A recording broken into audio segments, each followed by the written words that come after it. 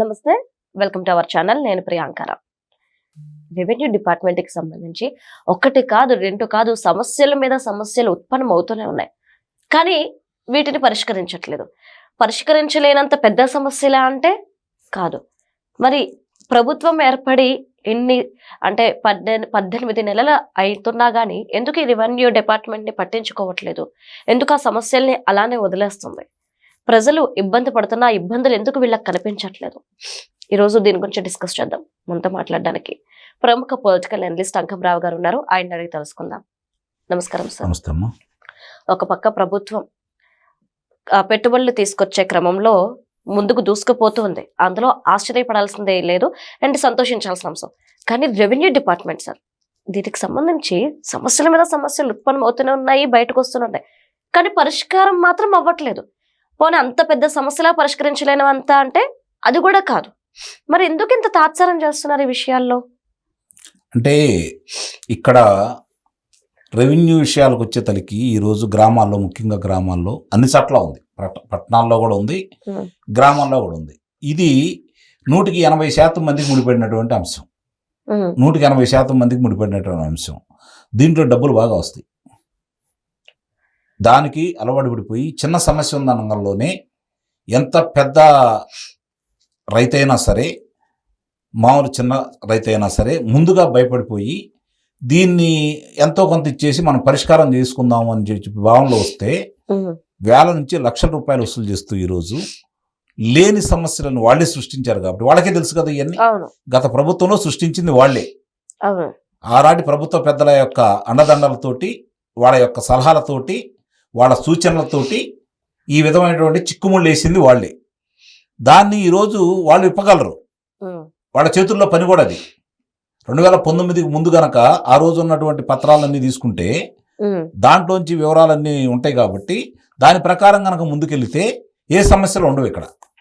అది వాళ్ళకు కూడా తెలుసు. కానీ పరిష్కారం చేస్తే వాళ్ళకి డబ్బులు ఎలా వస్తాయి? ఇదేదైనా పరిష్కారం చేయాలని చెప్పని స్థానిక నాయకులు, శాసనసభ్యులు వాళ్ళకి చెప్పారనుకోండి, వాళ్ళు వెళ్ళి మీరు పొరపాటు పడుతున్నారు, మీరు ఈ సమస్యలు పరిష్కారం చేస్తే మీకేమవుతుంది, ఇదిగో ఈ సమస్యలు ఎలా ఉంటే ఇంతమందికి వస్తారు, నేను ఇట్లా వసూలు చేసి మీకు ఇస్తానని చెప్పంగానే ప్రజాప్రతినిధులు, శాసనసభ్యులు కూడా దానికి ఈరోజు లొంగిపోతున్నారు. అందువల్లే ఈ సమస్యలు జటిలం అవుతున్నాయి. అందుకనే పదే పదే చంద్రబాబు నాయుడు గారు కావచ్చు, రెవెన్యూ మంత్రి గారు కావచ్చు, ఈ సమస్యలు పరిష్కారం చేయండి అని చెప్తున్నా కూడా ఒక్కడికి కూడా ముందుకు పట్టలేదు. ఇక్కడ గమనించుకోండి. రెండోది, ఇది అంతకుముందు వాళ్ళు ల్యాండ్ టైటిల్ యాక్ట్ అనేది పెట్టారని చెప్పని దాని గురించి మాత్రమే పోరాడాం మనం. కానీ ల్యాండ్ టైటిల్ యాక్ట్ తో సంబంధం లేకుండానే ఇంతమంది భూముల్ని ఈ విధంగా చేశారు అంటే నిజంగా అది వచ్చుంటే వాళ్ళ పరిస్థితి ఏంటి చెప్పండి ఒకసారి. ఎవరికి భూములు ఉండవు కదా.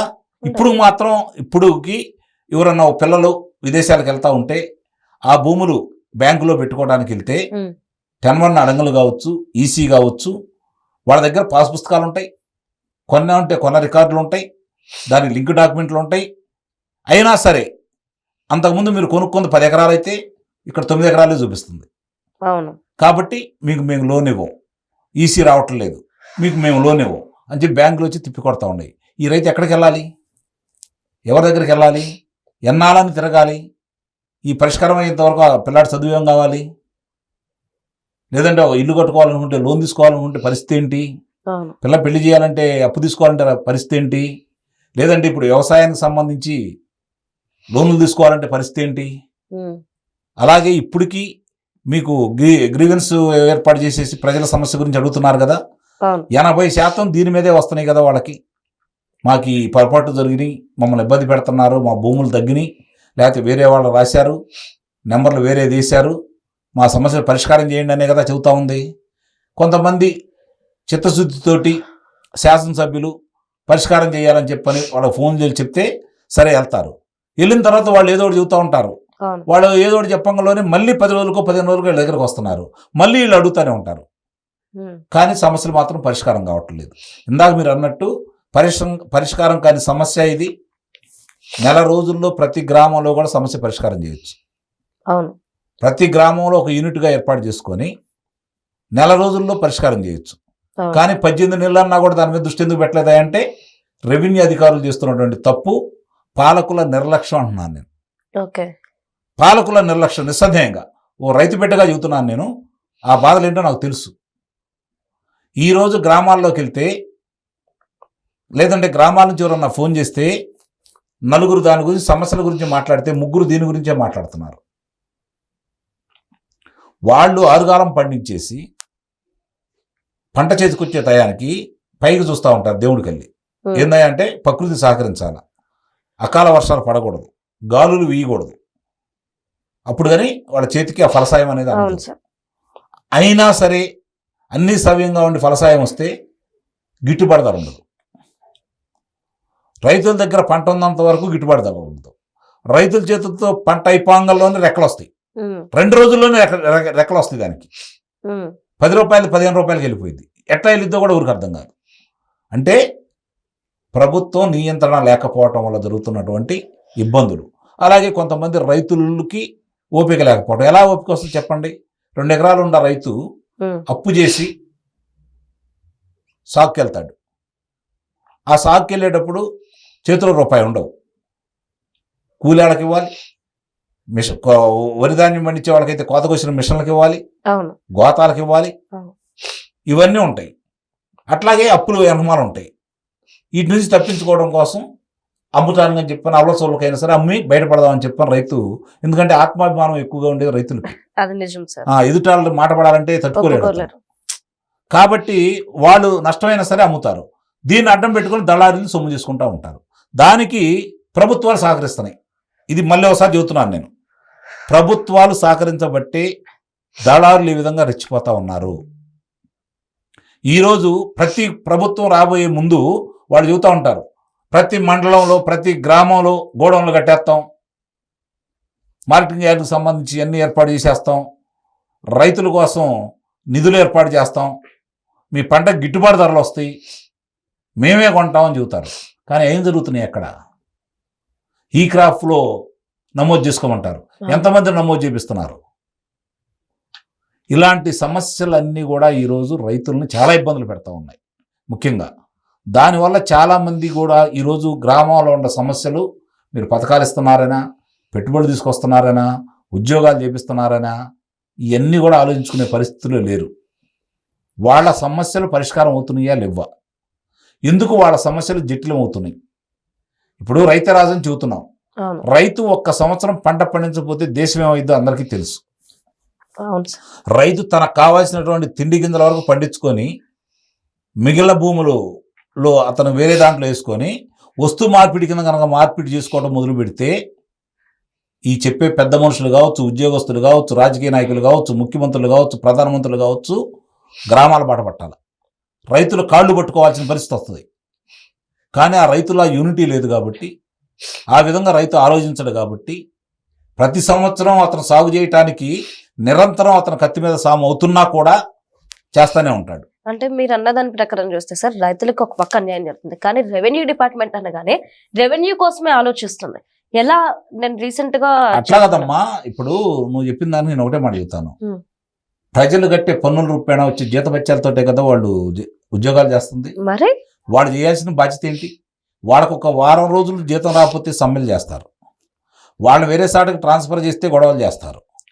మాకు ఈ సమస్యలు ఉండి, మాకు డిఎల్ ఇవ్వట్లేదు, మాకు వేరే ఇవ్వట్లేదు, అవి ఇవ్వట్లేదు, ఇవి ఇవ్వట్లేదు అని చెప్పని వాళ్ళు సమ్మెలు దిగుతారు, నీ విధులకు రారు.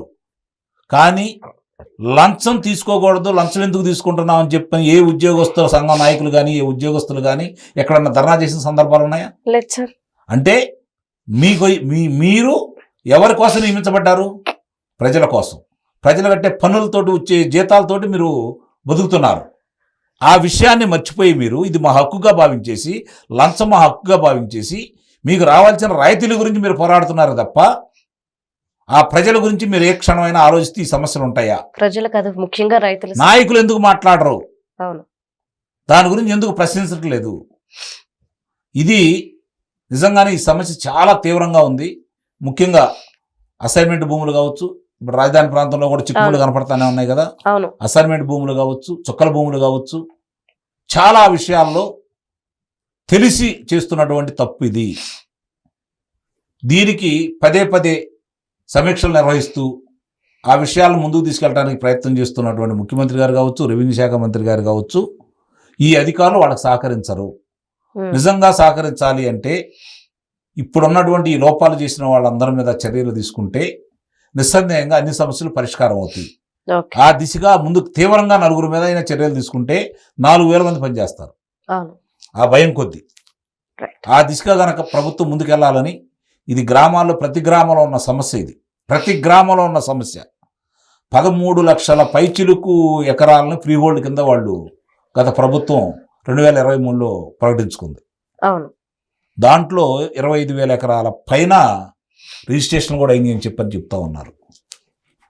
ఇవన్నీ కూడా కళ్ళ ముందు కనపడతానే ఉన్నాయి. అవును. అక్రమంగా చేసుకున్నారనే ఆలోచన కూడా ఉంది. అవును. వాళ్ళ మీద ఎందుకు చర్యలు తీసుకోవట్లేదు? ఆ భూములు ఎందుకు ఎన్నిక తీసుకోవట్లేదు ప్రభుత్వం?